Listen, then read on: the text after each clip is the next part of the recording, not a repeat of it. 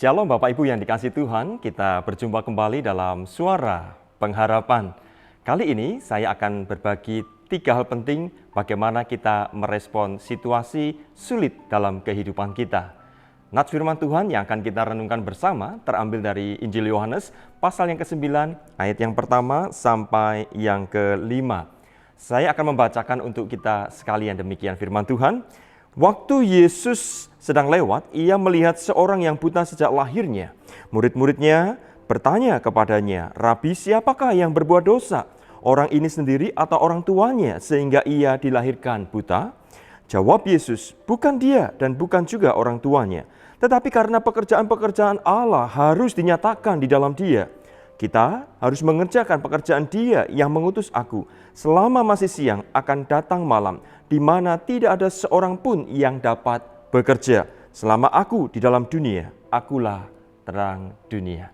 Bapak Ibu yang dikasihi Tuhan, kesulitan pasti terjadi dalam kehidupan kita. Kita mengalami tantangan, kita mengalami namanya himpitan dan sebagainya. Tetapi bagaimana respon kita? 3 hal penting inilah yang perlu kita perhatikan. Yang pertama apa?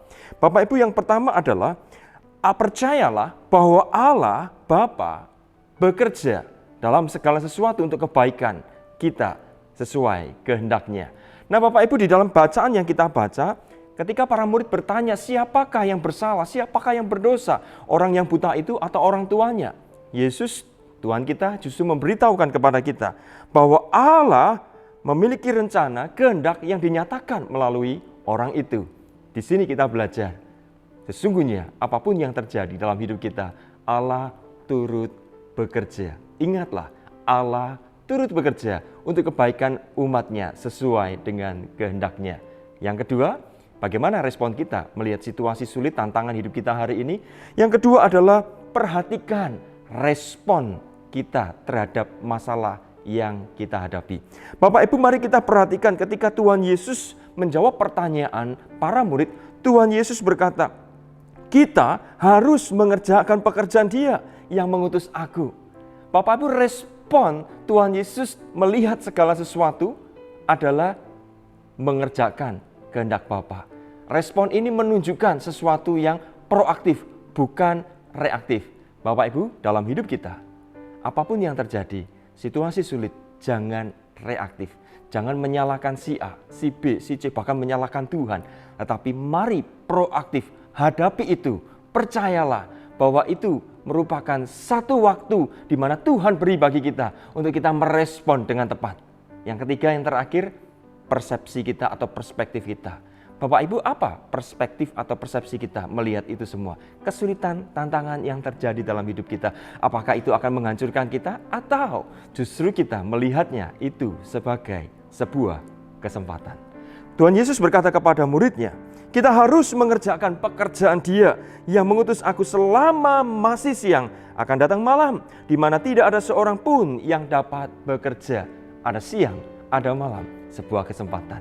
Bapak Ibu, hidup kita penuh dengan kesempatan. Hanya saja persoalannya adalah bagaimana persepsi atau perspektif kita melihat persoalan itu. Janganlah kita melihat persoalan sebagai sesuatu yang menghancurkan kita, tetapi kesempatan untuk kita berkarya, kesempatan untuk kita menunjukkan kuat iman kita, kedewasaan kita di dalam Tuhan. Bagaimana kita cakap menanggung perkara, menghandle segala sesuatu di dalam kekuatan dan pertolongan Tuhan. Sebab ada Allah yang turut bekerja di dalam kehidupan kita, turut bekerja untuk mendatangkan kebaikan bagi kita seturut dengan kehendak-Nya.